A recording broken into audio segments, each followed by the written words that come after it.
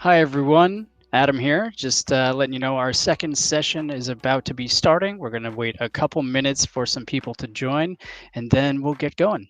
Thanks for joining us today.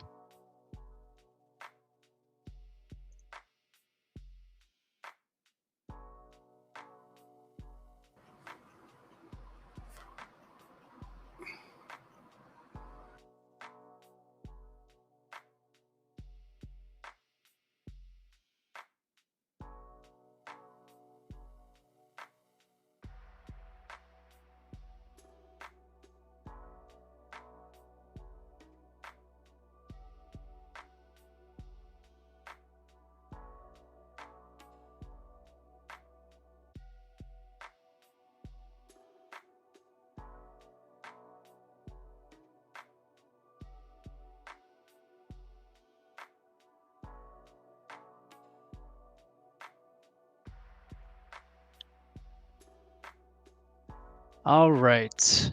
How is everyone doing? We're going to go ahead and get started here in just a second.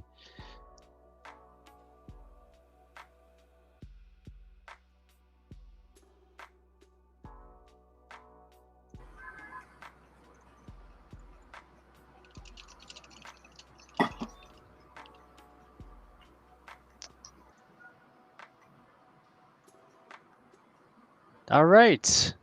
Hello, everyone. Thank you for joining us today. This is the start of our second session of the day here at our Connect Collab Create Virtual Summit, focusing on social commerce and, of course, influencer marketing. And today I'm very excited to be joined by two of our fantastic partners, Clavio and Atfluence. I will go ahead and let them introduce themselves in just a moment here. Today, we're going to be talking about how to utilize data to amplify your influencer marketing strategies. We've got some really exciting things to cover.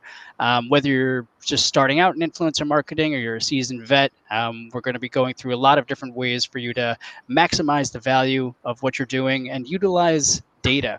Data is so valuable these days to maximize these efforts, right? So that being said, I'm going to talk a little bit, first about me.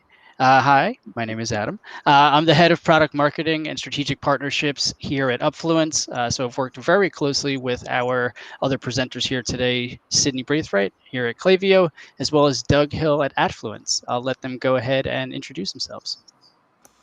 Awesome. Hi, everyone. I'm Sydney Braithwaite. I'm a Principal Customer Success Manager at Clavio. I work with mid-market and enterprise customers. Hi, everybody. My name is Doug Hill. I am a partner at a creative agency based here in New York called Atfluence. Awesome. Thank you so much for joining us. It's a pleasure to have you. And as I mentioned, today we're going to be talking a bit about how to use the data that you have at your fingertips and how it relates to influencer marketing and the ability to grow your social commerce, right? A little bit about the agenda. First, we're going to talk about how you have access to your existing customer data, as well as some changes that are coming down the industry and the pipeline.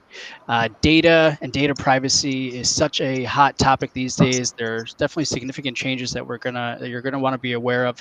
We'll talk to you about how to navigate those, and also about how to work with the data that you already have that isn't going to be changing anytime soon. Um, Also, going to be walking through the power that you can harness when you have both Upfluence as well as Clavio, and a lot of the opportunities that are available there in terms of identifying influencers and growing your business in that way. And we're going to be talking about some really exciting case study related to how Adfluence utilize these features and functions and the data available to them to help their agencies, some of their biggest clients.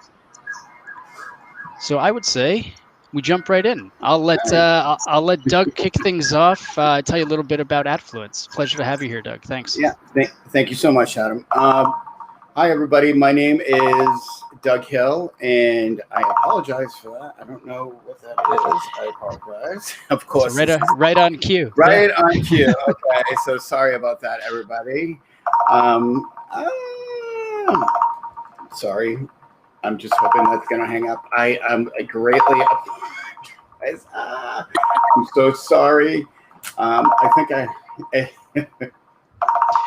Okay, Oh, it's all right. All right. Okay. Sorry, everybody. Sorry, Doug. I You shouldn't know have what called you happened right now. right on cue. So, okay. Hi, everybody. My name is Doug Hill. I am a partner here at the Affluence Agency. If that wasn't an icebreaker, then you couldn't expect for that to happen any other way. So, right on cue. So, just a little bit about the agency. We are an agency that's focused in three general areas.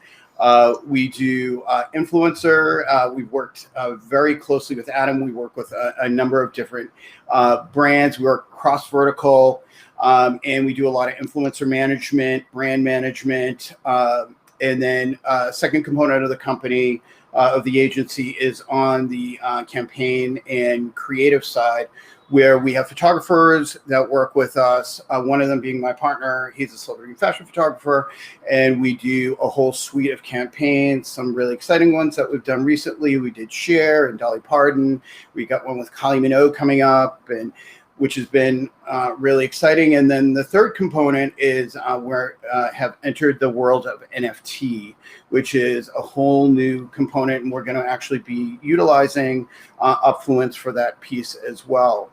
So, as a general piece here, our main focal point in the business is the influencer side and the influencer management. And just to step back for 2 seconds, we had our first entree in doing this. We worked with a small company called Amazon. We started a company for them, and it was our first time that we were able to work with fashion bloggers, or now known as influencers. And 10 years later, here we are, and working with a number of different brands, and working with my godsend called Upfluence. And but I'm not going to bore you with a lot of deep dives, but one of the key things that we also do is we work with clients on implementing the Upfluence software. So if you need any help on this, or if you need any tips or consulting on this is something that we do. We love this tool set. This is something that we've really dove into. That's pretty much it about the company itself, as I'm not going to bore you with all the details. But and as you can see from the slide here, these are the different components that we work with. So when you want to go, you want to say anything? Yeah, no, thank you so much, Doug. I've actually I've seen their work firsthand, and it's beautiful. The brands that they're working with they've created some really compelling content for them, created some great total digital strategies that, of course, have an influencer component. But yeah, it's definitely worth checking out Atfluence. You can find out a little bit more. There's a link on the slide. We'll be sharing it a little bit later. But fantastic agency, and we're really happy to have you here, Doug. Yeah, yeah.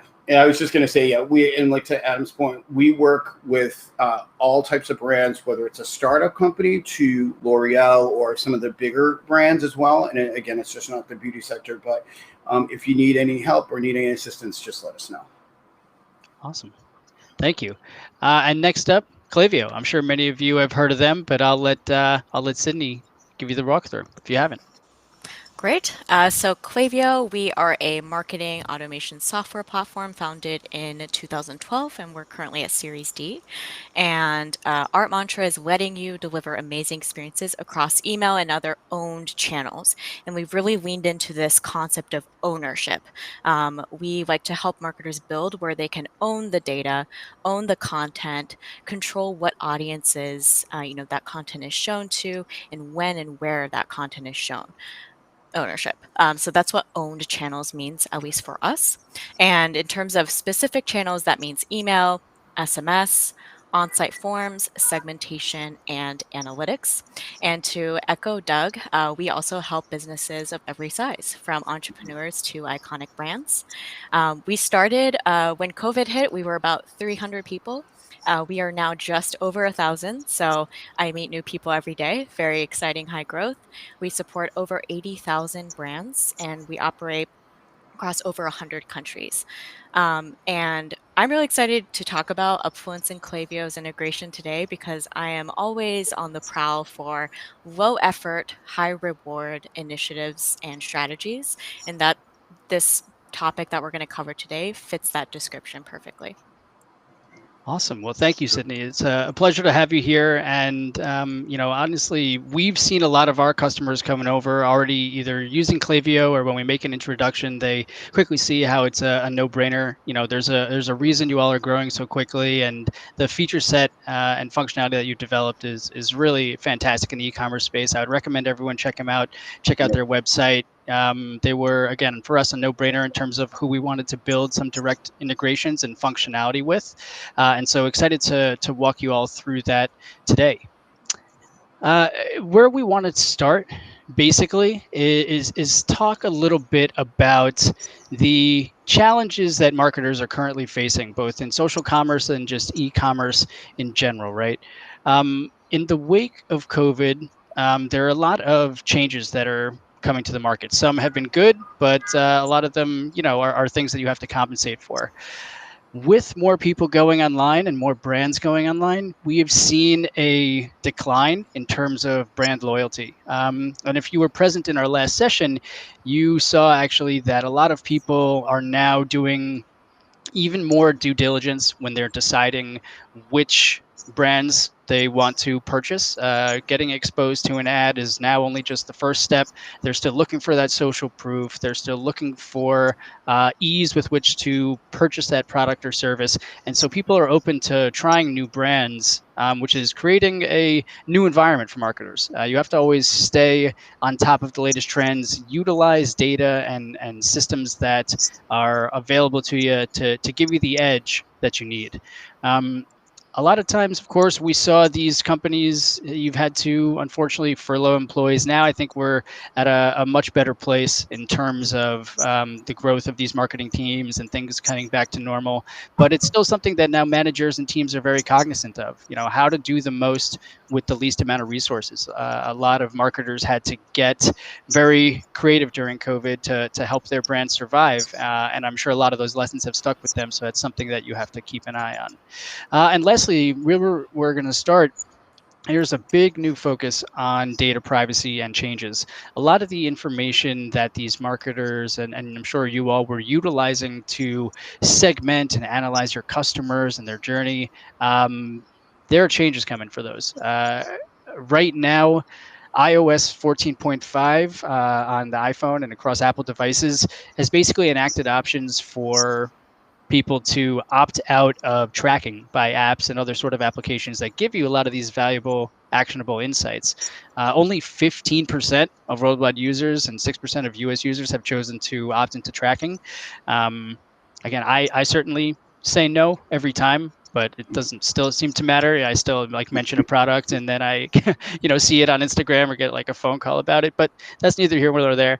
But yeah, the first place to start, I think, is really about understanding the changes that are coming and how they're going to impact you. And so, that information was brought to us by Clavio. So I'm going to kick it over to Sydney here, who I know is an expert, acts as a consultant with her clients on how to operate within these new guidelines and continue to drive growth.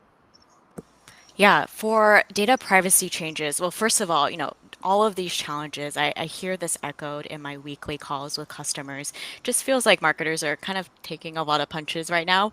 A bigger picture, right? It's all for the data privacy changes are all for arguably the best for both consumers and brands. There is that perspective, but it just feels like a lot is changing under our feet. And there's a lot of questions around what signals are we going to continue receiving? What data am I going to lose access to? How is this going to change how I report on the health of any program I have? How is this going to change what I understand about my customers? So the thesis that we're working off of here is, amidst all this change, let's really talk about how to take advantage of your current existing customer data. And to confirm, the Upfluence Klaviyo integration, it won't be impacted by, data privacy changes. So yeah, we're really excited to talk more about with your data that you own today about your customers, how can we get even more value out of that? And hopefully Yeah. that resonates with hopefully everyone on the line. Yeah, it's fantastic. And Doug, on the agency side of things, I'm sure data and data privacy is something that is hugely important to your brands. What have you Right. seen changing there, and how have you had to adapt? Yeah. So, well, I mean, of course, I mean, with any of the customers that we bring over, I mean, that's a key question that everyone's asking right now. And then with some of the new regulations that are coming down, one of the first things I had asked when we had this discussion, it was a little bit of an eye opener for me because of, with the data coming up, we rely so heavily on this information, but people are trying to keep everything very close to the vest, and I think not only the consumers, our customers, who, like for Scent Beauty or any of the other clients that we're actually currently working with, it's become, there's definitely eyes set on the data that we're actually capturing right now and how we're utilizing that data. So are we using it to do general emails or campaigns, or, there are definitely other sets of eyes coming in to say, what are you doing with this? How are you taking that raw information that you have and turning it into something that we can actually use within the client or for the company. And it's I know for me personally on the agency side, it's been a little bit scary because as we rely very, very heavily, and one of the first things, Adam, that we did was we looked at our Shopify customers to see, how we could actually turn them into influencers. And my first thought was, are we going to be able to actually use that data? Is there a different process that we're going to need to do in order to, capture it and then to reach out to people? I didn't know if there would be any additional regulations, but I know for us personally on the agency side, we're taking, I guess, the term kick gloves as far as any data we receive, how we house the data, how we reach out to people, and making sure that, we're kind of staying within the lines to make sure that, we're following the protocols that are out there right now.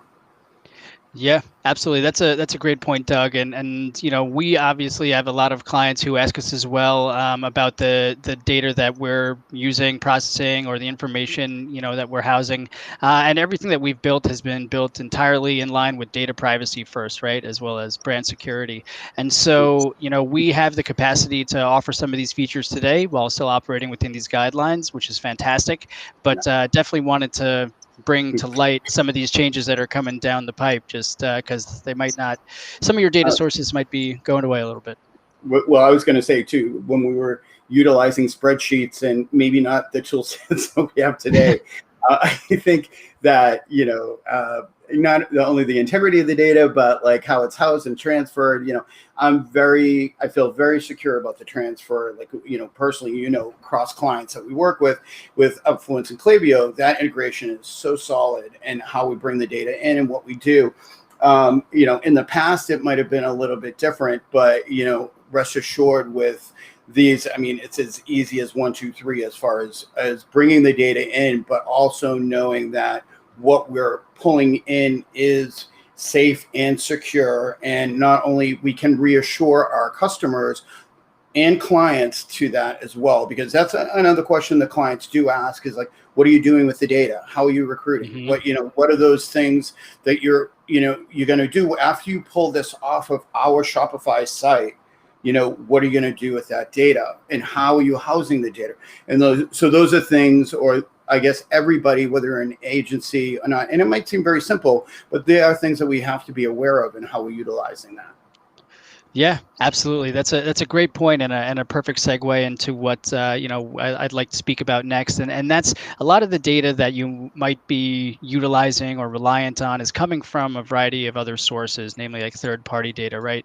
We want to help you understand and talk about the data that you have access to, first party, zero party, that is not going to be going anywhere, even if it's just the basics. You can utilize that to make significant changes and test out really important upgrades to your social commerce procedures that you're offering to your customers now. And so really, the first step is understanding where your data lives, and then of course how to look at it, right? And so I'm sure a lot of you out there are using a variety of different platforms. But again, what we want to focus on today is kind of that first party data. So that could be as simple as a customer list that contains the customer's email. So you could send them a follow-up. that's something that right now it can live in Clavio, it can live in your CRM. You know, this is the information that you can utilize to create changes in your social commerce strategy, right? So step Mhm. one is understanding what you have and where you have it. Sydney, on the Clavio side, what types of information do your brands tend to be able to ingest into Clavio, and how do they add to it? How do they tend to look at it in terms of these contact profiles? Yeah, and this is a hot topic right now because of all the data privacy changes. People want to confirm, what does my customer data today look like? So Mhm. if you haven't already, highly recommend putting together a data dictionary that just simply lists out, even just V1 of that is just listing out all of the properties that you have about customers. Mhm. This could include, email, geolocation, let's say like last open day, last click day for email engagement, and any preferential data you might have collected through surveys, quizzes, what have you. Um, that sort of data, as well as definitely recommend adding a separate column for metrics or events. Those are behavioral time-stamped activities. Those are the two different data types that we have in Klaviyo.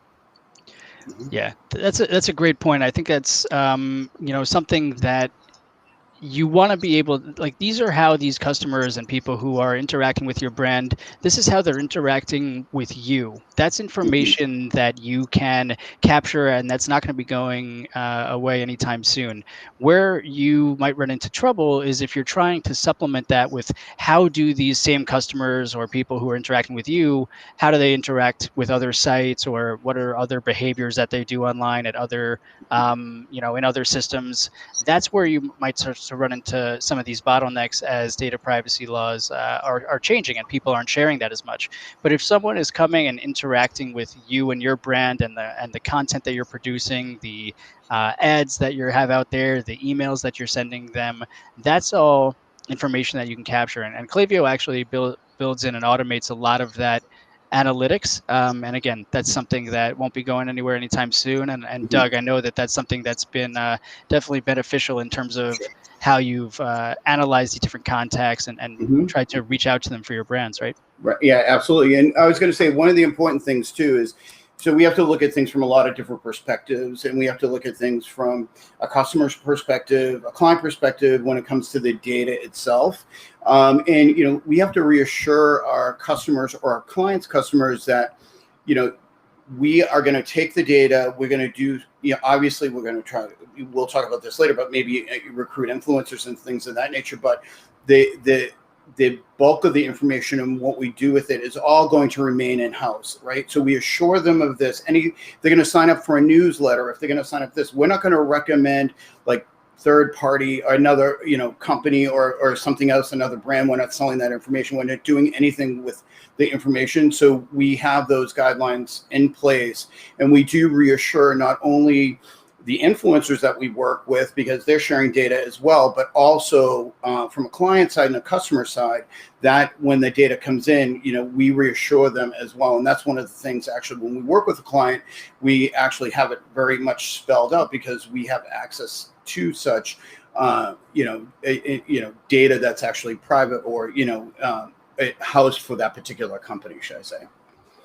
hmm Yeah, that makes a ton of sense. And so, one of the things I would say to highlight here, as everyone's here to learn more about social commerce and figure out the best ways to create a frictionless buying process for their customers, right? That's what we talked about in our last session. It's hugely important on social right now to understand how your customers are interacting with your brand, and give them the ability to get that social proof and check out and make the actual purchase as seamlessly as possible. And so, if you have a system in place like Clavio, like Doug was referring to, where you can analyze their behaviors and Mm-hmm. see where they might be dropping off, that's where you're going to identify those bottlenecks around your social commerce strategy that are going to lead you to maybe start A/B testing some different things, some different types of Mm-hmm. content, a different customer journey. So having a system to see what your existing customers are doing and how they're interacting with your brand, that data that's data that's not going to go anywhere, and it's hugely important as you leverage the potential of your community. Yeah, I mean, it's yeah, and the ability to pull it into Clavio from, like, let's say Shopify, and looking at the patterns and the, buying behaviors, and how we want to launch campaigns and do things on previous history and what the customers have done is just, it's so powerful. It really has helped us to look, or strategically look at, launching our brands and what we're doing, and then plan those out on previous buying patterns in times of year, and whatever data points that we can actually pull from. It's been a big benefit to us, and Clavio has been a huge tool in helping us to look, really dig down deep under the covers to look at the data, and then incorporating it in, obviously, to Upfluence has been a whole other piece to this as well, and converting, customers to influencers, as we had talked about a little bit about. Yeah, absolutely. That's certainly something we're about to touch on, is some of the capacity that you have utilizing data that might be housed in Clavio, or just about your customers in general. Upfluence can offer you the capability to identify who in those lists is actually influential for your business, Mm-hmm. and turn them into influencers, which we'll dive into in a bit. But I mean, even without that, right now you can look and see which customers are converting, how they're behaving, and Mm-hmm. understand the behaviors that they're taking, so that you can adjust your system to drive more customers, learn more about what they're doing. And that's Mm-hmm. what we call the snowball effect, right? You're using these insights and this data that you have that isn't going anywhere to create a more seamless social commerce strategy, acquire new customers, and find ways to find out who are your best ones, Yeah. who are going to drive more sales for you. And so I would say that's a pretty good segue into talking about, in the case of Upfluence and Clavio, it was a no-brainer for us who we wanted to build this integration with. And I've worked closely with their team over there, managing that strategic partnership, and we've created some really exciting opportunities for agencies like Doug and his brands, in order to find what we call these influential contacts. And so, Sydney, before I dive too much into that, would you like to talk a little bit about some of your experience with the brands who have been utilizing both Upfluence and Klaviyo together? Yeah, for sure. So to take a step back, where a lot of my customers are today, they are running those audits of their customer data to understand, okay, what do we have? What is data that we can actually activate through personalized engagement? What percentage of our data set is data that we can activate on? And a lot of brands are actually finding that right now, they don't have as much as they thought maybe. So building out how do we collect more of that data that we can activate and use in personalized engagement to drive revenue is a huge hot topic. Obviously, that's a longer term strategy and plan. So what that also turns into is, okay, while we're doing that, let's parallel path. What are some quick wins that we can do literally today? And that turns into a conversation of, okay, well, what are some integrations and partner platforms that help you, like you've both of you have said so far, find value in your existing customer data set? And that's Mm-hmm. really this integration. I happen to work with a lot of brands that are also either founded by celebrities or influencers or are somehow tied to them. Um, so for those brands in particular, it's been really beneficial to explore this integration and activate it. And they've actually uncovered um, influencers within their customer data set that they didn't know existed. And these Mm-hmm. people are like actually purchasing customers that some of them have even found them organically. That's cool. They're also uncovering micro influencers, and we're Mm-hmm. going to explore some strategies around for these micro influencers. Maybe it doesn't make sense to dedicate bandwidth to exploring partnerships with these micro influencers depending on the brand.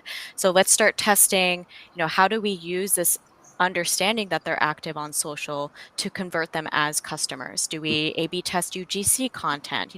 Those sort of strategies. So it's been really great for me as a resource as well. Any quick wins that I can deliver to my customers that are, again, lower effort but high reward is what I'm hyper focusing on right now. And it's really resonating. Yeah, Absolutely. It's that's huge. great, and I know we've seen that firsthand with some of the clients that we've worked on together, and Doug on your side as well. I Oh yeah. know that some of the things that we've done, day one, we're like, let's That's hook up Upfluence and Clavio. Let's look through, let's say, customers who've made a purchase within the last year, right? oh yeah. And then we find the people who are potentially influential within that list and basically empower you with that data both in Clavio and in Upfluence to It's take yeah. these strategic actions, right? Oh yeah, it's amazing. I will say it's amazing. Could you imagine that we had 80,000 customers with one of the clients that had worked with this particular client over the year? So within that 80,000, we brought that data set into Clavio, and then we said, okay, let's set up.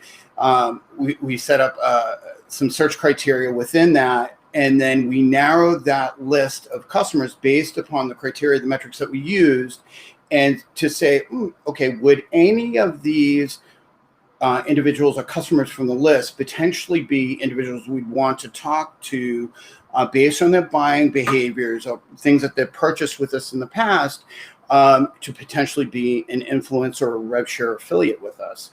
And and if you could think of the scope of 80,000, right? And going through the profiles or looking up that information. I mean, 80,000 is just like crazy overwhelming. I don't even know how long that would take to look up those profiles. Well, we brought that information into Clavio, and it was done in 2.5 minutes. It came up with a list from the 80,000 to like 500. I believe it was like 567 potential affiliates for us to look at. And then once we housed or had that data set, we were able to be like, okay, yeah, well, so then let's refine it a little bit more to say if we wanted to segment that data into paid partnerships, or if we wanted to make them rev share affiliates, what would be that key criteria that we'd actually use to do that?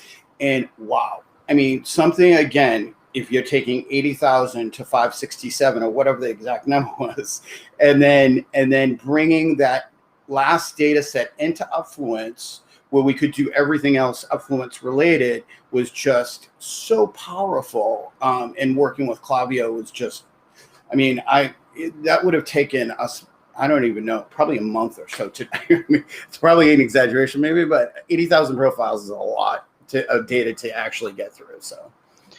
Yeah, yeah, and you bring up a great point also that, with these insights, you can start to segment these found influencers, whether they're, macro or those hidden celeb diamonds Mhm. in the rough, who Oh, you yeah. might not have known about, which we have some exciting, case to talk through today, Mhm. or, micro or even nano influencers who might not have, the largest following on social media, but now that you know their follower counts, their social channel, and their engagement rate, you can figure out the best ways to set up a system to activate them. And a lot of that can happen automatically through Clavio. Maybe for your smaller influencers, you're simply offering to send them some product for them to Right. post. Uh, uh, Maybe, yeah, right? no, I was going to say, yeah, without a doubt. And when with one of our clients this year, we started the year, I want to say at 150 influencers. Now through what, 8 months, going to 9 months, they're at 470 influencers, which, by the way, over 100 of them are due to the data set that we were able to retrieve through Clavio.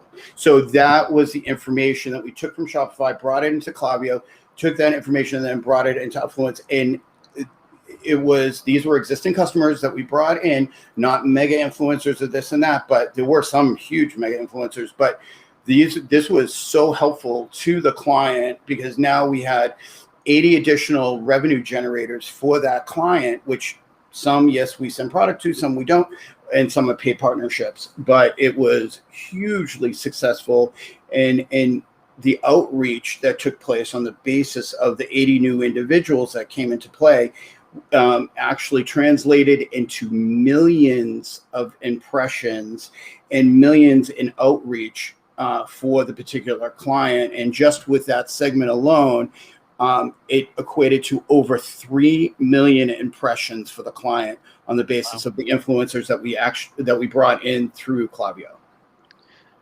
Yeah, wow, that's great. Now, I imagine a lot of that, the information that you're learning about these influencers, once you've identified them as potentially influential, like you can see on the Mhm. screen here, this is the information that we're pushing into Clavio, that we're enriching on any customer profile, how many followers they have, what's their Mhm. engagement rates, what's their social handle.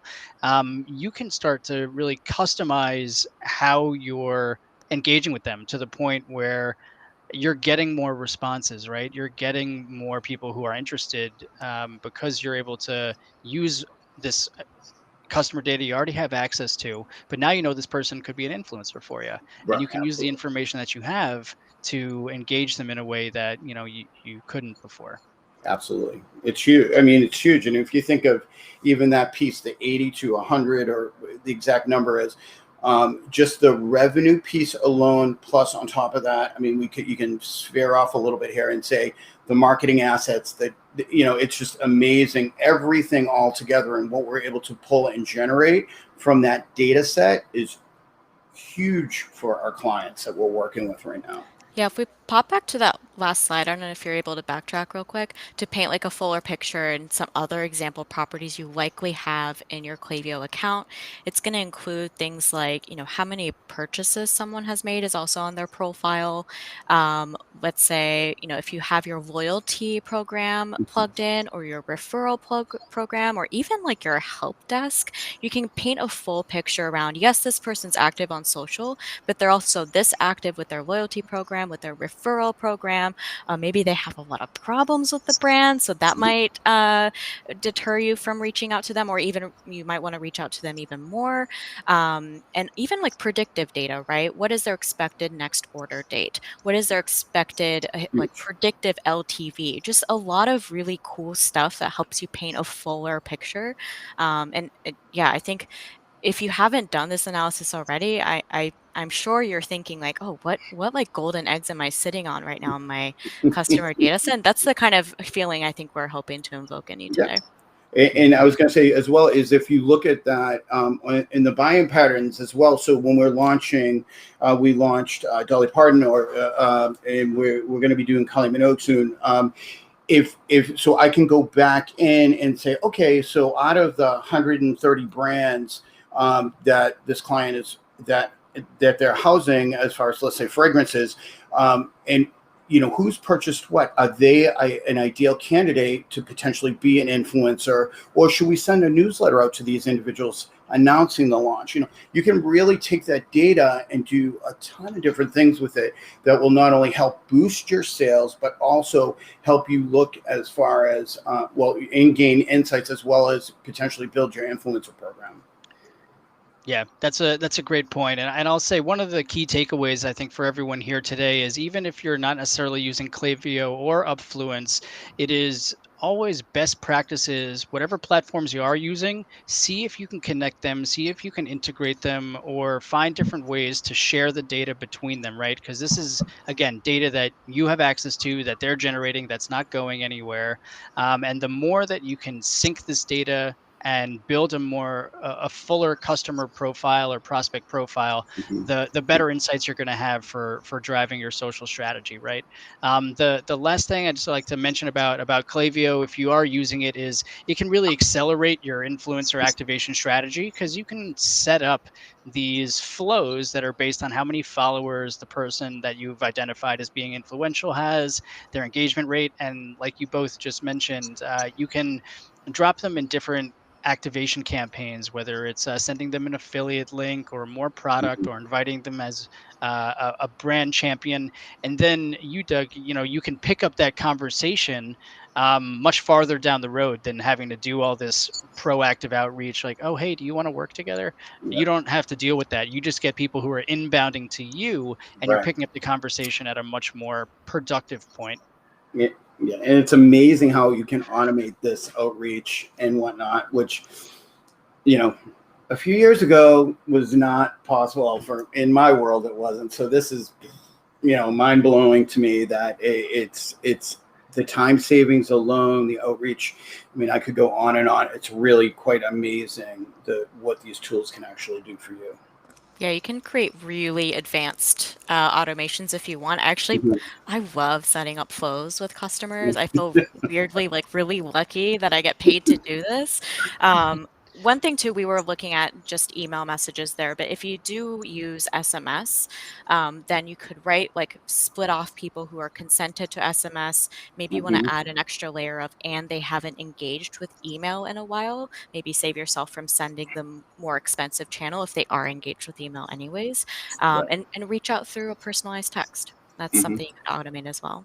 Which is huge, right? Because SMS is right. I mean, in tons, not only the customers, but I mean, everybody wants to do it that way. So that's great. Hmm. Yeah.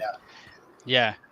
Well, great. I want to make sure we have some time to touch on a fantastic case study featuring the timeless Dolly Parton. Doug, this was super exciting to work on with you and be involved with. So, Absolutely. I'd love for you to share a bit with us about what happened here. Sure. So Dolly Parton, I think everybody knows Dolly Parton. So it was very exciting when when we had signed the partnership deal with her, and it was the everything that Dolly touches is very personal to her, and obviously her brand is her, right? So everything from working and designing the bottle to doing the first marketing campaigns, doing our first thing with Squarespace, and then also with launching and discovering influencers.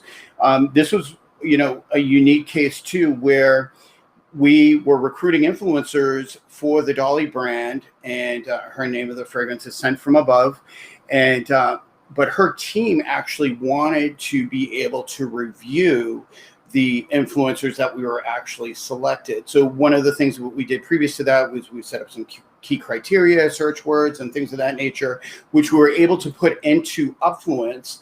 And then it came up with a really robust and great list of influencers, which I had to narrow down to approximately 100. We had to take those influencers and we actually presented the 100 to her team. And more as brands launch, whether they're a mid-tier brand, a smaller brand, or like a mega brand like Dolly Parton, this when it's really a passion project, clients want to see who's going to be representing the brand. So it was really awesome where I could take the data that came in from Shopify into Clavio, Clavio to Upfluence, and then say, okay, here's a list of existing customers that we're using. So we're going to have this segment represent your brand. And then we use that other key search terms and we went into Upfluence, and Upfluence came up with a magnificent list of paid influencers and rev share affiliates that we could actually present to her in those segments, which was absolutely amazing. So just to give a 2-second, we kicked this off. We did a tester size version during the Super Bowl, and it was pretty amazing. She sold over 60,000 testers within a few days. And you have to realize that a big piece of this was launched by the influencers that we found on Upfluence and Clavio, right? So, I mean, it was a huge thing. And one of the biggest things that we found throughout this whole process is we found a few mega influencers who, by the way, happen to be customers. And we would never, I mean, how would you ever really even figure this out, right? So how would you know that unless you were going to go through that list again, one by one, to know, boy, this customer is a mega influencer. And the Bird's Papaya was just such a case. And she is somebody that is a huge blogger. She's somebody that, has millions of followers. We were able to get in touch with her. She absolutely loved the brand. She's initiated the beginning of the launch, got to be part of this with Dolly. And I will say the first part of this that we did, we actually did a component of it with HSN, which she did.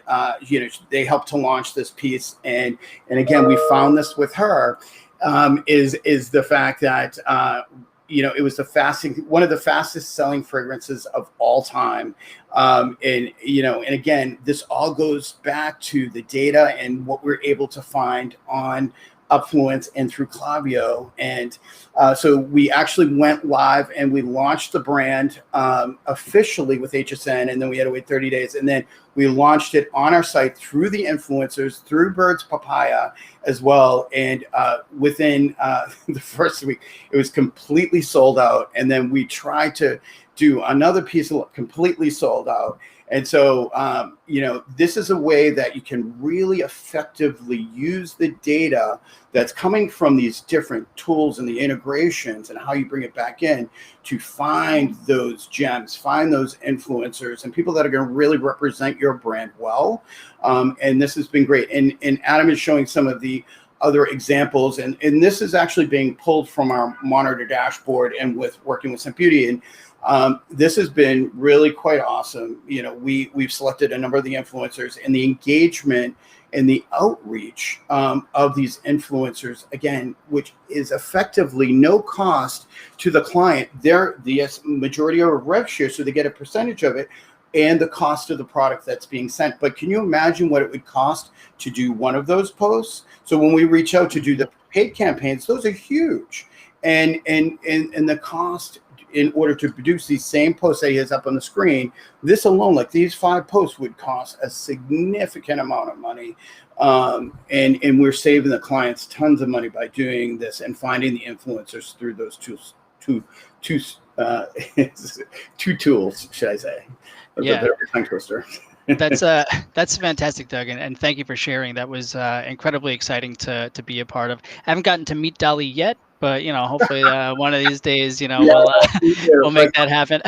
Yeah. Absolutely. Well, she's not making a surprise appearance today. But I have to say also too, it wasn't just Dolly either. I mean, we did Cher, right? We did, and then we're launching.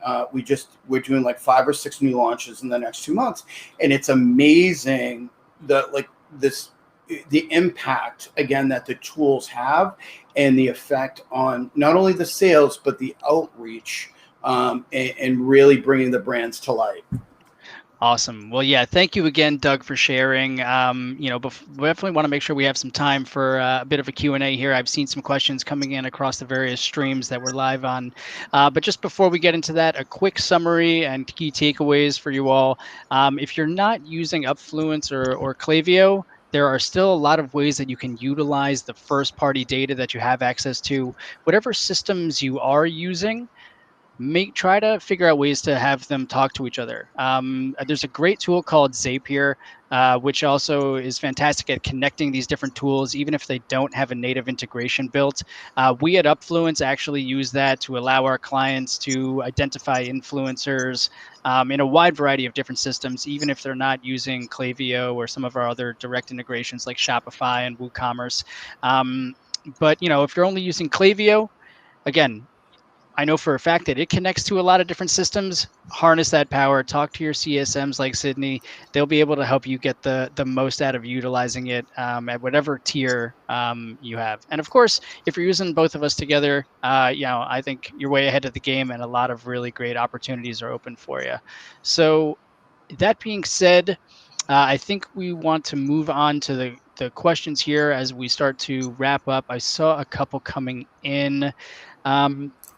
The first one, I believe, was how do you measure, or what are the typical ways that you tend to reach out to these found influencers depending on their various sizes? So, Doug, I think that might be a good question for you. And then Sydney, I'd love to hear your insights as well about what your brands are doing to activate these influencers once you find them. Sure. So, I mean, once we do put in the search criteria, we find the influencers, we do an initial reach out. The reach out we do, and again, depending upon the size of the influencer, right? Are they micro or the macro?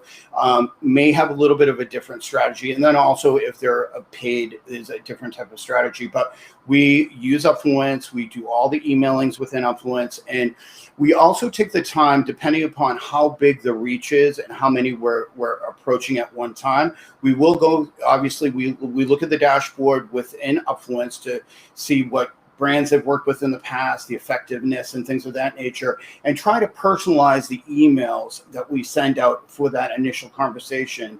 And then, start the dialogue that way with them. And then we have key dates as far as the follow-up with them and try to get them to come in and have the conversation.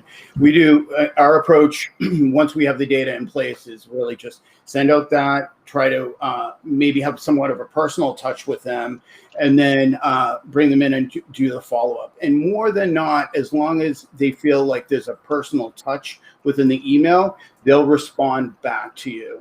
And I guess one of the other really great things about Upfluence is when you're going through the profiles and you're setting up your mailing list and sending out the mails, it will tell you on the profile how long it generally takes someone to respond to you. So, they'll respond in 6 hours, 24 hours, they rarely respond. That will actually help you to adjust the list of who you're sending what to. Got it. Yeah, that makes sense. And Sydney, on your side, have you seen any interesting strategies utilizing Clavio's various outreach functions to try to activate some of these influencers or at least some of these customers once you have insights on their activity? Yeah, I guess in terms of the specific content that I've heard brands talking about, we're going to send this type of messaging. Sounds like that more or less falls into the existing influencer program they had. But what I was also hearing was now that we can use, Clavio automations, we can start to maybe A/B test different types of messaging and offers and use Clavio's functionality to actually just make it easy to report on what drives more engagement with these messages. So I thought that was kind of an interesting takeaway. The one thing I will say as well is if you're doing a paid campaign, it's different, where you actually will create the list. And one of the really cool features about Upfluence is that let's say you needed 20 paid influencers or 10 for a campaign. There is the smart technology within Upfluence that will tell you need to reach out to X number of influencers in order to get the certain number that you want to. So let's say you wanted to get 20 for this campaign, you have to reach out to 200, right? So, and it will kind of guide you in that journey where you'll put the brief and everything else. Even as far as doing the payment for those influencers, it's all a component of it. And paid's a little bit different, obviously, than the general reach out to the rev share affiliates or regular influencers that you're going to be reaching out to. Okay, fantastic. Well, it looks like we're coming up on time here, and so I know there were maybe a couple other questions that we might not have had a chance to get into. But if you want to set up a time to talk to any of our experts here at Upfluence or Doug and his team, as well as the amazing team over at Clavio, we're going to be sharing some links in the chat here to book consultative conversations. We also are hosting a Slack channel today for everyone here to connect with each other, collaborate on all things social commerce. So definitely recommend you check that out. Really just want to thank everyone for taking the time to be with us today. We've got another great session coming up here in a couple minutes. But more than that, I'd love to just thank Doug and Sydney for spending some time with me here today, talking about all things social commerce. Really was a pleasure to have you, and appreciate the insights that you were able to share with us. Thank you. Thank you. All right. Thanks, everyone. Stay tuned. Right. We're going to be swapping over to the new session shortly, and we'll see you then. Thank you, guys. Bye. Bye, guys.